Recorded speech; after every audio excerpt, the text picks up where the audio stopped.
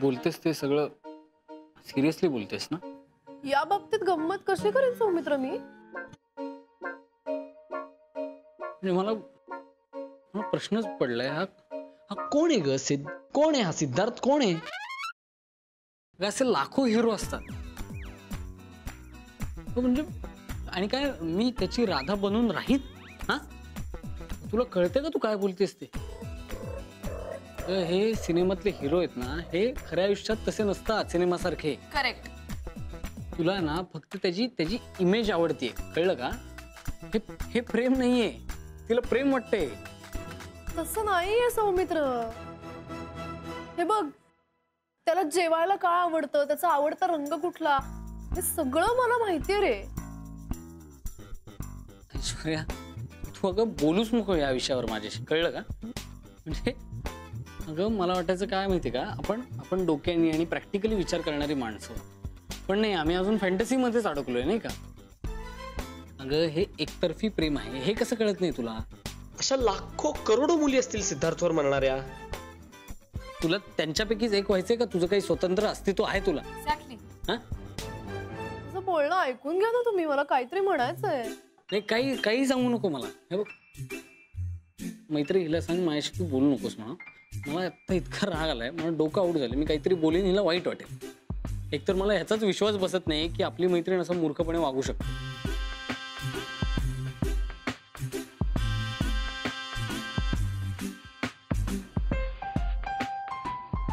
हे बघ सौमित्र, परत तेच. अगं तुला काय सांगतोय मी ते कळतच नाहीये का? अगं मूर्खपणाचं वागतेस तू. ज्या माणसाला तू आयुष्यात कधीच भेटलेली नाहीस, कधीच त्याशी बोलली नाहीस, त्या व्यक्तीवर प्रेम करतेस. हे किती मूर्खपणाचं कळते का तुला? हे एकतर्फी प्रेम आहे ना, हे कुठल्याही थराला जाऊ शकतं, कळते? आणि तुला जर का असं वाटत असेल ना एखाद्या गोष्टीला, म्हणजे आपण देव मानून बसतो आणि मग ते आपल्याला मिळतं, हे जर असं तुला वाटत असेल ते खूप बालिशपणाचं आहे, कळतंय? ह्यानी काही होत नाही, फक्त आपण मेंटली खूप असे त्रास घेत बसतो आणि मग आपण असे ऑब्सेस्ड व्हायला लागतो गोष्टींविषयी. आणि यांनी काय होतं माहिती का, आपण असे स्वप्न खरी मानायला लागतो आणि आपण अशा खऱ्या जगापासून असं अलिप्त वागायला लागतो आणि मग खोटं आपल्याला खरं वाटायला लागतं. आणि एकतर्फी प्रेमाने हे मी इतकी मूर्ख वाटते का तुला सौमित्र? तुम्ही माझं ऐकून तरी घ्या रे. हे एकतर्फी नाहीये, दोन्हीकडून आहे. काय? काय?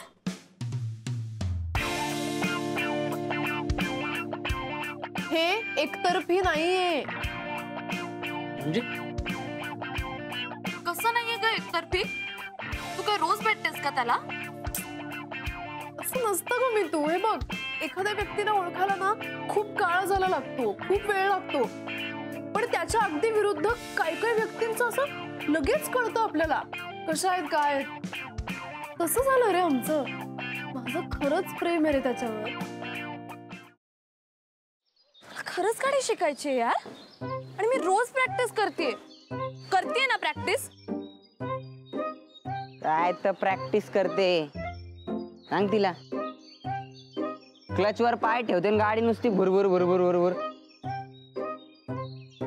इंडिकेटर लावा म्हणलं तर वायपर लावून ठेवते. गाडीचं स्टेअरिंग तर असं फिरवते जसं काय लहान पोरांची गाडी आहे. बास हा,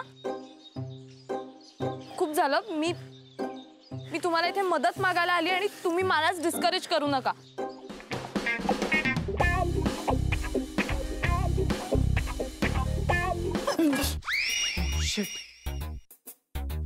तू पण इथे लपलीस? हो, मी काही पाल नाहीये भिंतीला चिकटून राहिला. What are you kidding me? अशा सिच्युएशनला तुला विनोद सुचू शकतो? कसं असतं ना, अशी सिच्युएशन आली की आपल्याला टेन्शन येतं आणि मग ते टेन्शन घालवण्यासाठी विनोद करणं चांगलं. What's it? नाईस.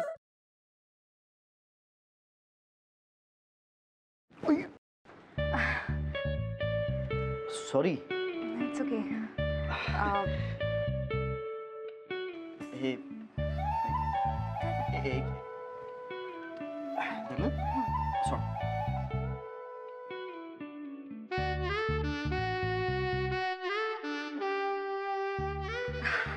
अरे थँक्यू. अरे त्या दिवशी ना माझ्या फ्रेंडचा फोन आलेला आणि ती अचानक मला बोलायला लागली की तिला कॅम्पिंग